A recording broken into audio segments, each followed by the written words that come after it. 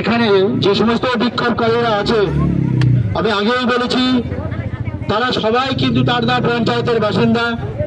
তারা কিন্তু রাকেশ রায় চৌধুরী দ্বারা অত্যাচারিত। আপনারা দেখেছেন কয়েকদিন আগে দিলীপ ঘোষের সাথে রাকেশ রায় চৌধুরীর একটা ছবি। অনেকে ভেবেছেন যে বিজেপির নেতা কালীপদ বা সুজন জড়িত। একদমই নয়। 2021-এ আপনারা যেভাবে আমাকে ভোট দিয়েছিলেন, এখনো পর্যন্ত তারদার পঞ্চায়েতে যে কোনো প্রার্থী দাঁড়িয়েছে কিন্তু এতটা ভোট পাইনি। আমি কালীপদ নস্কর আপনাদের কাছে নতুন থেকে প্রণাম জানাচ্ছি।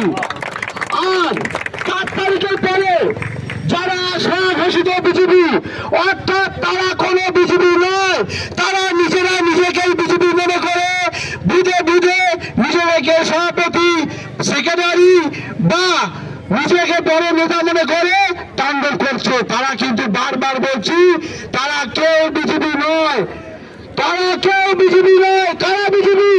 যারা 2021-এর আগে পরে যারা বিজেপি ধ্বজ বহন করেছে, যারা নিজের পরিবার, নিজের সন্তানের চিন্তা না করে যারা পার্টিটাকে রাজনীতিকে থানায় কেস করেছে, মার খেয়েছে, তারা হচ্ছে বিজেপির কর্মী। তাদেরকে আমরা প্রাধান্যতা দেবো। আগামী দিনে তারাই নেতৃত্ব দেবে।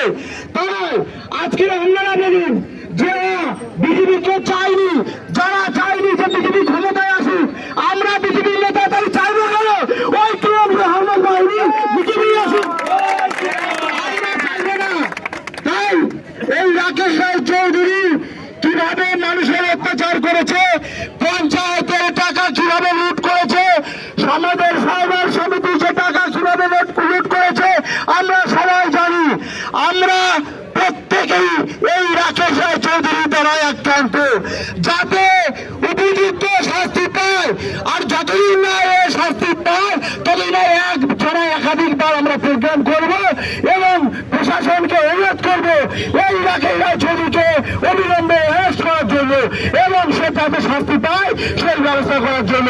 আমরা শান্তিপূর্ণভাবে বিক্ষোভ করতে আসছি, যাতে এই ক্রিমিনাল, এই মোস্তান, এই শওকত মোল্লা দামাজ রাকেশ রায় চৌধুরী শাস্তি পায়। শওকত মোল্লা যদি অ্যারেস্ট হয়, তাহলে এই ক্রিমিনাল রাকেশ রায় চৌধুরী কেন অ্যারেস্ট হবে না?